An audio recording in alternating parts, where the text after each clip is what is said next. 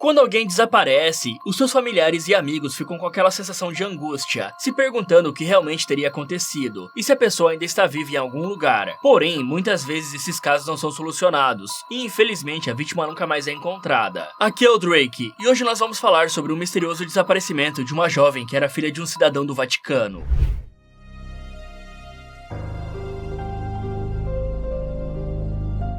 Quando falamos da religião católica, algumas pessoas pensam que o Vaticano é a igreja em que o Papa vive e passa os seus dias lá. Mas na verdade, o Vaticano é um país que fica na cidade de Roma, na Itália, sendo independente e tendo suas próprias leis e jurisdição. Sua bandeira carrega as cores branca e dourada, com duas chaves que, segundo a tradição católica, foram dadas a São Pedro pelo próprio Jesus Cristo, para que ele pudesse abrir os reinos do céu. E essa independência só aconteceu em 1929, quando o Papa Pio XI e o ditador Benito Mussolini assinaram o Tratado de Latrão, que reconhecia a soberania do Vaticano em relação à Itália. E a partir desse momento, todo papa que assumiu o posto era considerado um rei, com Francisco, o papa atual, sendo o sétimo rei. Mas até o ano de 2001, o Vaticano tinha uma moeda própria, que se chamava Lira Vaticana. Porém, eles decidiram migrar para o euro em 1º de janeiro do ano seguinte. Já o local em que o papa mora é a Basílica de São Pedro, e foi batizada com esse nome por conta do apóstolo Pedro, o primeiro papa da história, que está enterrado justamente embaixo da basílica. Só que apesar de ser considerado sagrado por uma boa parte dos católicos, o Vaticano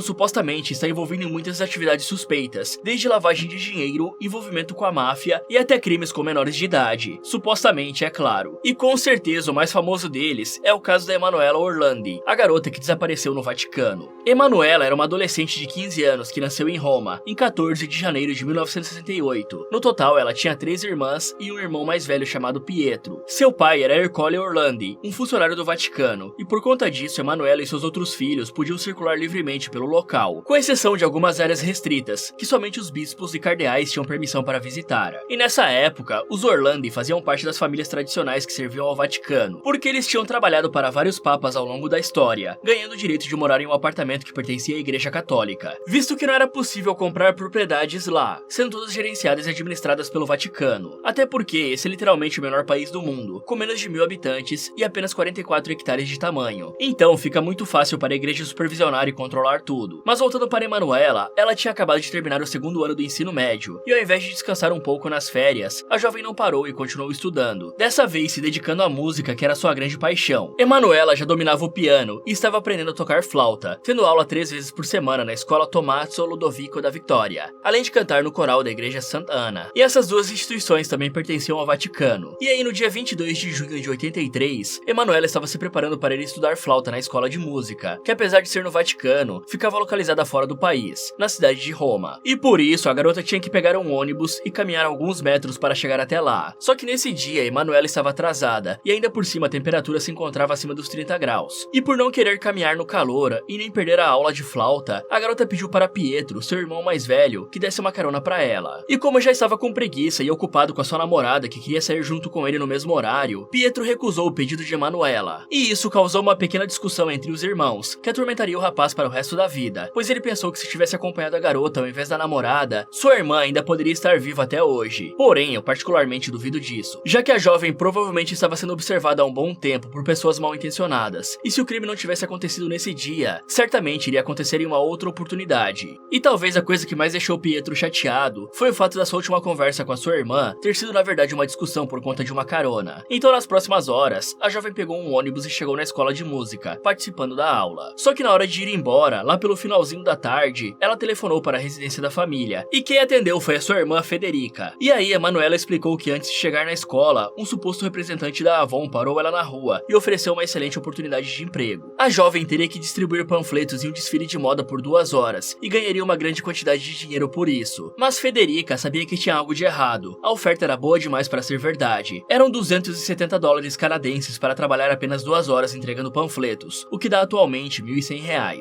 E assim que ouviu isso, Federica aconselhou sua irmã a não se encontrar com aquele cara novamente, e que ela deveria conversar com o pai e a mãe antes de aceitar qualquer oferta de um estranho na rua. Até que por volta das 7 horas da noite, Maria Cristina, que era uma outra irmã da Emanuela, ficou esperando a jovem perto do Castelo Sant'Angelo, pois elas se encontravam lá de vez em quando para voltar juntas para a residência da família. Porém, dessa vez a jovem não apareceu, e como Maria Cristina não havia sido informada do suposto representante da Avon, ela esperou alguns minutos, e depois disso voltou sozinha, porque pensou que Emanuela já poderia estar no apartamento apartamento. E infelizmente não foi isso que aconteceu. A jovem não estava na residência ou em nenhum outro lugar que seus pais e irmãos iam procurar, e a esperança dela aparecer ia diminuindo cada vez mais conforme os ponteiros do relógio avançavam. E assim como em muitos casos de desaparecimento, a polícia não começou a investigar imediatamente. Na verdade, eles demoraram 10 longos dias para começar a se mexer, pois existia e ainda existe aquele pensamento idiota de que a pessoa pode ter fugido ou saído sem avisar os familiares. E com essa ideia, os policiais sugeriram que nas primeiras horas, a jovem tinha ido apenas comer uma pizza com seus amigos, e que logo voltaria. E até tinha um boato de que Emanuela pretendia fugir da sua família, porém eu acho que é mentira, já que ela havia ligado para falar sobre o emprego da Avon, sendo que na mesma noite do desaparecimento, nenhum membro da família Orlandi conseguiu dormir. Eles passaram a madrugada inteira de pé, procurando pela jovem, conversando com testemunhas e percorrendo os mesmos trajetos que Emanuela costumava passar. Mas uma outra coisa que atrapalhou bastante foi que inicialmente as autoridades do Vaticano não quiseram investigar o caso, porque a garota tinha sumido na cidade de Roma, fora da sua jurisdição. Então, na visão deles, era a polícia italiana que deveria cuidar de tudo, ou talvez só não queriam que a verdade fosse revelada. No entanto, quando os familiares da Emanuela conversaram com Maria Grazia, que era uma outra aluna da escola de música, descobriram que a jovem havia perguntado para Maria qual horário as aulas iriam acabar, como se estivesse preocupada em não se atrasar para um compromisso importante. Além disso, ela também chegou a dizer que iria participar de uma reunião depois da aula, e quando Maria e suas amigas chegaram no ponto de ônibus e embarcaram, Emanuela ficou do lado de fora só olhando, por mais que aquele fosse justamente o ônibus que ela sempre pegava para voltar para o apartamento. Já durante um dos pronunciamentos papais, feito alguns dias depois do desaparecimento, em 3 de julho, João Paulo II revelou que Emanuela teria sido sequestrada e que ainda dava tempo dos responsáveis se arrependerem disso e devolverem a jovem. Condivido le ansie e l'angosciosa trepidazione dei genitori, non perdendo la speranza nel senso di umanità di chi abbia responsabilità di questo caso. Mas espera um pouco, pessoal. Como é que o Papa João Paulo poderia saber que sequestraram ela, quando nem a família tinha conhecimento dessa informação? E na grande maioria dos casos, quando a polícia descobre esse tipo de coisa, a família sempre é a primeira a ser informada. E por mais que o Papa possa ter esse privilégio por ser a maior autoridade dentro do país, ainda assim é estranho que ele tenha escondido isso da família Orlandi, que trabalhava no Vaticano, revelando essa informação apenas em público durante o pronunciamento. Só que na opinião de Andrea Purgatori, um jornalista italiano que acompanhou o caso por mais de 35 anos, o Papa não estaria falando diretamente com o público, e sim mandando uma mensagem para alguém ou um grupo específico de pessoas que estariam envolvidos. E nesse momento, surgiu uma outra pista que poderia solucionar o caso, já que em uma entrevista para a TV, um guarda de trânsito disse que no mesmo dia do sumiço, Emanuela chegou até ele para perguntar onde ficava um lugar chamado Bromini Room, que aparentemente era o nome de um hotel. Porém, a garota não estava sozinha, e sim junto com um homem que o guarda descreveu como tendo por volta de 35 anos e 1,75 m de altura, que se parece com esse retrato falado que fizeram mais tarde. E nos próximos dias que se seguiram, a família Orlandi espalhou cartazes da jovem pelo Vaticano e a cidade de Roma, na esperança de que alguém telefonasse e fornecesse alguma pista. E isso até aconteceu, só que não da maneira que os Orlandi estavam esperando, pois em 5 de julho, quando tinham se passado 13 dias desde o desaparecimento, o Sr. Orlandi, pai da Emanuela, recebeu uma ligação anônima de um homem aparentemente americano, em que era possível ouvir a voz da jovem, ou pelo menos uma que lembrava bastante a dela. Mas por sorte, a família havia instalado um gravador de chamadas telefônicas uma semana antes disso, justamente para registrar as denúncias recebidas, e esse áudio que vocês irão escutar a seguir é o original. Questa essere della sua figliola. Pronto? Convinta nazionale che saremo alle seconde. Dovrei fare il terzo liceo quest'anno, scientifico. Pronto? Pronto? Signor Orlandi? Pronto? È stato di sua soddisfazione? Sì, ma mi faccia una proposta almeno, Mi no? ascolti. Sì? I funzionari del Vaticano Sì? non mancheranno di mettersi in contatto con lei. Sì, ma la bambina sta bene, mi dica almeno, no? Non preoccupi, io non potrei ora avanzare a parlare. Al più presto possibile, altrimenti mi fate morire mia moglie, io stesso. Buongiorno a lei. Grazie. Mas assim como acontece em todo grande caso de desaparecimento, várias pessoas começaram a ligar e fornecer informações que muitas vezes se contradizem. Como por exemplo, uma testemunha alegou ter visto um homem dentro de uma BMW verde abordar Emanuela perto de um ponto de ônibus. Enquanto que um cara que estava com a sua namorada disse que viu uma garota bem parecida com Emanuela perto da escola de música, e ela estaria comercializando produtos da Avon no local. Porém, ele contou que o nome da garota era Bárbara, apesar das várias semelhanças que tinha com Emanuela. Então não se sabe ao certo se de fato era ela que mentiu seu nome para não voltar para casa, ou até mesmo esse sujeito poderia estar passando uma pista falsa, na intenção de atrapalhar a investigação. E agora eu vou falar daquele que seja talvez o momento mais importante do caso inteiro, pois um jornalista da agência de notícias italiana chamada ANSA recebeu uma ligação de um grupo criminoso que alegou ter sequestrado Emanuela, e que estariam dispostos a libertá-la se Mehmet Ali Agma fosse solto da prisão. E eu sei que a maioria de vocês não fazem ideia de quem é esse sujeito, mas calma que eu vou explicar. Mehmet é um assassino que nasceu na Turquia em uma família de baixa renda, e por isso ele passou por várias dificuldades. Até que em maio de 1981, 2 anos antes do sequestro, o Papa João Paulo II estava discursando na Praça de São Pedro, quando inesperadamente, pegando todos de surpresa, Mehmet disparou várias vezes na santidade, ferindo seu intestino e deixando o Papa em estado grave. E por mais que o criminoso tenha tentado fugir, tinham muitas pessoas lá, e por isso ele foi capturado perto do local dos disparos. Já o Papa foi levado às pressas para o hospital Gemelli, e antes de ser operado, ele pediu para que não retirassem o seu escapulário da Nossa Senhora do Carmo, porque ela o ajudaria a sobreviver. Então, depois de passar por 5 horas de cirurgia, tendo literalmente seu intestino retirado e colocado de volta pelos médicos, o Papa João Paulo II conseguiu se recuperar, enquanto que Mehmet foi condenado à prisão perpétua, e a arma usada foi uma pistola Browning 9mm.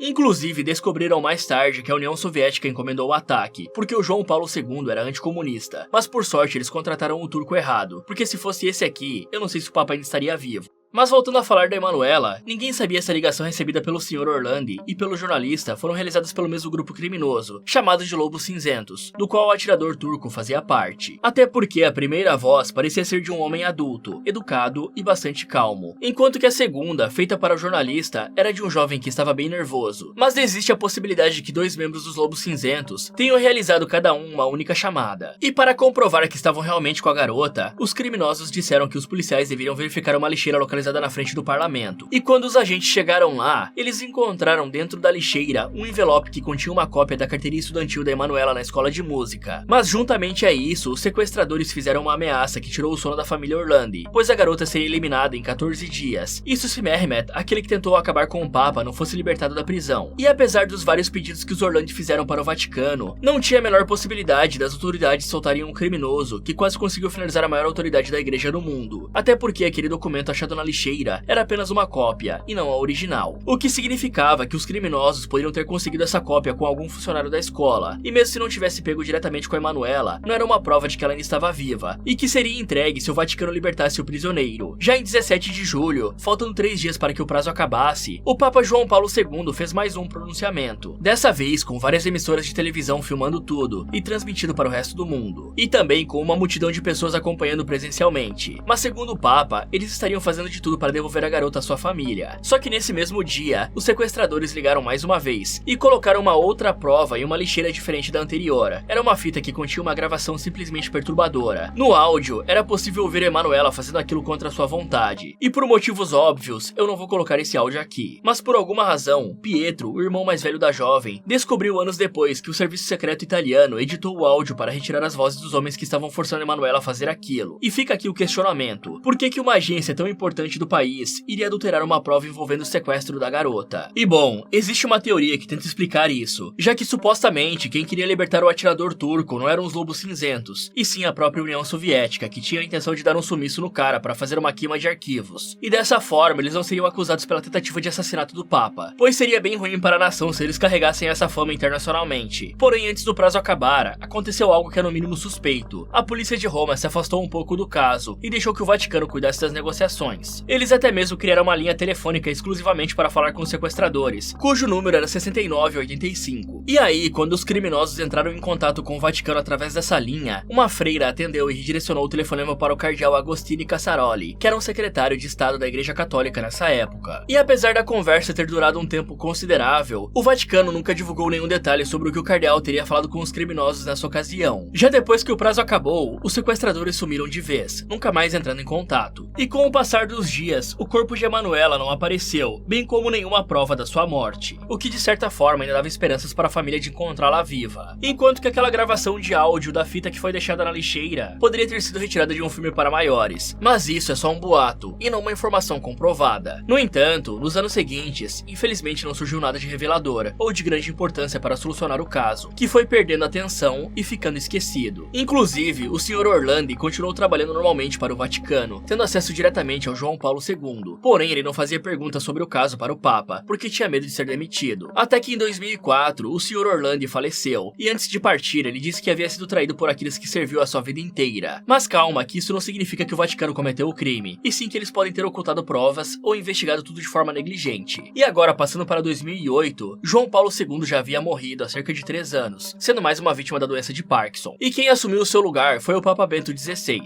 Só que nessa mesma época, estava acontecendo o julgamento da Banda della Manhana, que não era um grupo musical, e sim uma das maiores organizações criminosas que já surgiram na Itália, como é o PCC aqui no Brasil. E a principal sede deles ficava em Roma, a mesma cidade em que Emanuela foi vista pela última vez. Então, nesse julgamento, uma mulher chamada Sabrina Minardi disse que era amante do líder da organização, o Renatino, cujo nome verdadeiro era Enrico De Pedis. E aí Sabrina fez uma revelação que ninguém esperava, envolvendo o caso da Emanuela. Ela disse que no dia 22 de junho, o mesmo do desaparecimento, Renatino teria pedido para esconder uma garota na casa dela, e Sabrina acabou aceitando, até porque eu duvido muito que a mulher tivesse outra escolha a não ser aceitar. E a pobre Emanuela teria ficado no local por alguns dias, chorando e sendo medicada à força para se acalmar. Até que em um dado momento, a pedido do Renatino, a mulher dirigiu até um posto de gasolina e entregou a garota para um padre que fazia parte do Vaticano. Mas agora, você pode estar achando que a Sabrina inventou toda essa história apenas para incriminar o Renatino durante o julgamento. Mas acontece que o cara morreu em 1990, 18 anos antes desse julgamento acontecer. Então, teoricamente, não teria motivo para ela mentir. Além disso, Renatino teria realizado o sequestro a pedido do arcebispo Paul Marcinkus, que teria o ajudado a lavar uma grande quantidade de dinheiro que estava escondido em bolsas da marca Louis Vuitton. Já que depois que a Emanuela voltou do Vaticano, o próprio Renatino teria finalizado a garota, escondendo o corpo dela em uma betoneira que foi deixada em Tor Vaianica, uma área de frente para o mar na cidade de Roma. E o arcebispo Marcinkus só teria encomendado a morte da jovem porque queria mandar um recado para o pai dela, que supostamente viu alguns documentos que não deveria, e portanto tinha que ter uma das suas filhas eliminadas para ficar com medo e não revelar nada. Mas um fato que corrobora bastante com essa teoria é que o informante fez uma ligação anônima para um programa de TV, dizendo que deveriam checar a cripta da Basílica de São Apolinário, pois lá eles encontrariam provas do caso Emanuela. Porém, como a Basílica pertencia ao Vaticano, eles negaram um pedido da justiça italiana e não deixaram que nenhum policial colocasse os pés lá para investigar. O que na minha opinião é algo simplesmente bizarro e que não faz sentido, pois um país tão importante como a Itália deveria mandar no Vaticano, que por sinal está dentro do seu território, e não o contrário. Até que em maio de 2012, a polícia italiana finalmente conseguiu permissão para vasculhar a cripta da Basílica de Santo Apolinário, e lá eles encontraram os ossos de Enrico De Pedis, o Renatino, que foram confirmados como pertencentes a ele após um exame de DNA ser realizado. Mas por que diabos um mafioso teria sido enterrado em um local supostamente sagrado, que na teoria era para abrigar somente os restos daqueles que dedicaram a sua vida a servir a Deus, como os cardeais e outros membros do Vaticano? E acontece que existe uma outra condição para ser enterrado lá, a de que você tenha prestado um grande favor ao Vaticano antes de morrer, o que deixa tudo ainda mais suspeito, ficando difícil de defender a Igreja Católica nesse caso. E é como eu disse no começo do vídeo, vários membros do Vaticano estão envolvidos em atividades suspeitas, se escondem atrás do nome de Deus para cometer seus crimes, e muitas vezes saírem impunes. Isso não são teorias, e sim fatos. Porém, só resta saber se os papas têm conhecimento desses crimes, como João Paulo II no caso da Emanuela. Mas continuando, um ano depois dos ossos do Renatino serem encontrados na Basílica, um jornalista entrou em contato com Pietro, porque supostamente teria descoberto uma evidência nos estúdios De Laurentiis, responsáveis por ajudar a produzir filmes como Evil Dead 2 e A Volta do King Kong. E quando Pietro e o jornalista chegaram lá no estúdio e foram investigar alguns objetos que não eram mais utilizados, eles encontraram uma flauta muito parecida com a que Emanuela usava nas aulas de música. Inclusive, o estojo em que o instrumento estava guardado era da mesma cor. E eles não faziam ideia de como a flauta acabou indo parar lá. Talvez Emanuela tivesse deixado na escola e alguém pegou ou vendeu. Então, o próprio jornalista poderia ter comprado uma flauta parecida e colocado lá para criar uma matéria que atraísse a atenção das pessoas, pois eu duvido muito que os sequestradores dariam um vacilo desses. E avançando um pouco mais na ordem cronológica, em 2017, um jornalista italiano chamado Emiliano Fittipaldi conseguiu se apoderar de alguns documentos confidenciais do Vaticano, que foram roubados em 2014 durante um vazamento, que ficou conhecido como VatiLeaks, recebendo esse nome por conta do site Wikileaks, que também vaza documentos há bastante tempo. E junto com os vários casos de corrupção que foram expostos para o mundo inteiro, teve um em particular que revela algumas coisas sobre Emanuela, pois alguns documentos assinados em março de 97, que foram entregues a 2 arcebispos, revelam que supostamente o Vaticano gastou uma quantia equivalente a 250 mil euros, ou mais ou menos R$1,5 milhão, para manter a jovem na cidade de Londres. O documento diz que ela viveu por lá de 1983, o ano do seu sequestro, até 1997, e esse dinheiro foi usado para custear a sua educação e também os cuidados médicos. Já depois que Emanuela teria morrido, seus restos foram enviados ao Vaticano, apesar deles negarem, dizendo que esse é um documento falso. Enquanto que em 2016, saiu um livro chamado Atto di Dolore, ou Ato de Dora, que mostra um suposto depoimento depoimento de uma amiga próxima da Emanuela, que diz que antes da jovem desaparecer, ela havia sido forçada a ter relações com alguém de confiança do Papa, nos jardins do Vaticano. E até hoje, o caso Emanuela Orlandi permanece sem uma solução, e sinceramente eu duvido bastante que um dia a verdade seja revelada. Fora que esse é um caso bem confuso de se acompanhar, porque as informações se contradizem a todo momento, já que uma testemunha fala uma coisa, e a outra conta uma história bem diferente, deixando a gente sem saber o que de fato aconteceu com a garota. Só que na nossa opinião, a teoria que tem mais chance de ser verdadeira é a que Sabrina Minardi contou, até porque ela confessou que participou de um sequestro junto com Renatino, então eu não vejo motivos para mentir sobre algo que iria te incriminar no final das contas. Fala galera, qual é o seu veredito sobre esse caso? Você acha que o Vaticano é inocente ou culpado? Me contem nos comentários. Muito obrigado por assistir e até o próximo.